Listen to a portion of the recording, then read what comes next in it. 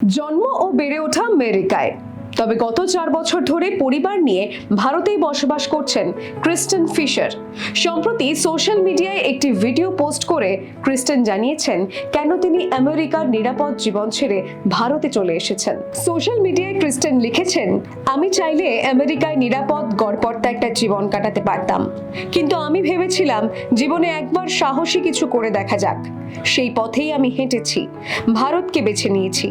4 বছর আগে ভারতে আসার পর থেকে এই সিদ্ধান্তের জন্য এক মুহূর্তের জন্য আফসোস করেননি বলেই জানিয়েছেন তিনি, বরং এ দেশ তাকে নতুন করে ভাবতে শিখিয়েছে।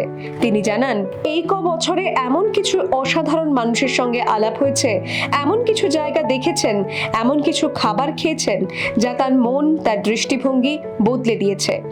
ভিডিওতে দেখা গিয়েছে ক্রিস্টেন কখনো হোলির রঙে মেতে উঠেছেন, কখনো মেহেন্দি পরছেন, কখনো বা শাড়ি পরে ভারতীয় উৎসব উদযাপন করছেন। সন্তানদের সঙ্গে মিশে গিয়েছে ভারতীয় সংস্কৃতি। কখনো দিল্লির রাস্তায় অটো চড়ছেন, কখনো স্ট্রিট ফুডের স্বাদ নিচ্ছেন মন ভরে। জীবনের গতি বদলাতেই এই সাহসী সিদ্ধান্ত নিয়েছিলেন ক্রিস্টেন।